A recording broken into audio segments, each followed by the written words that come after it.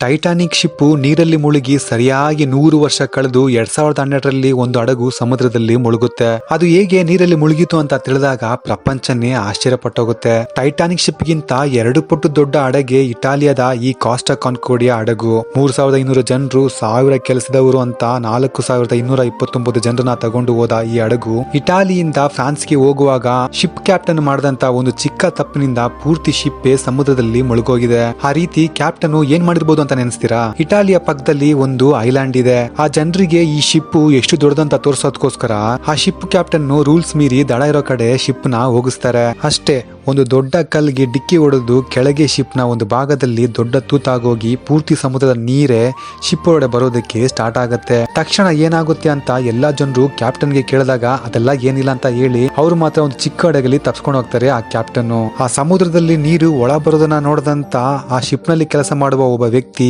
ಏನ್ ಮಾಡಿದ್ರು ಗೊತ್ತಾ? ಫಸ್ಟ್ ಫ್ಲೋರ್ ನಿಂದ ಲಾಸ್ಟ್ ಫ್ಲೋರ್ ವರೆಗೆ ಹೋಗಿ ಎಲ್ರಿಗೂ ನೀರು ಒಳ ಬರೋದನ್ನ ಹೇಳಿ ಎಲ್ಲಾ ಜನರಿಗೆ ಲೈಫ್ ಜಾಕೆಟ್ ನ ಹಾಕೊಳ್ಳಕ್ಕೆ ಹೆಲ್ಪ್ ಮಾಡಿ ಎಮರ್ಜೆನ್ಸಿ ಬೋಟ್ ನಲ್ಲಿ ಕಳ್ಸಿಕೊಟ್ಟಿ ಕೊನೆಗೆ ಲೈಫ್ ಜಾಕೆಟ್ ಇಲ್ದೇ ಇರೋ ಒಬ್ಬ ವ್ಯಕ್ತಿಗೆ ತನ್ನ ಲೈಫ್ ಜಾಕೆಟ್ ನ ಕೊಟ್ಟು ಅವರನ್ನು ಬೋಟ್ ನಲ್ಲಿ ಕಳಿಸಿ ತನ್ನ ಪ್ರಾಣವನ್ನು ತ್ಯಾಗ ಮಾಡಿ ಎಲ್ಲಾ ಜನರನ್ನು ಕಾಪಾಡಿದರೆ ಇಂಡಿಯನ್ ಗೆ ಸೇರಿದ ರಜೆಲ್ ರೆಬೆಲ್ಲೋ ಅನ್ನೋ ಈ ವ್ಯಕ್ತಿ ಕಂಡ್ರಿ. ಈ ವಿಡಿಯೋನ ಫ್ರೆಂಡ್ಸ್ ಅಂಡ್ ಫ್ಯಾಮಿಲಿಗೆ ಎಲ್ರಿಗೂ ಶೇರ್ ಮಾಡಿ ಅವರು ತಿಳ್ಕೊಳ್ಳಿ.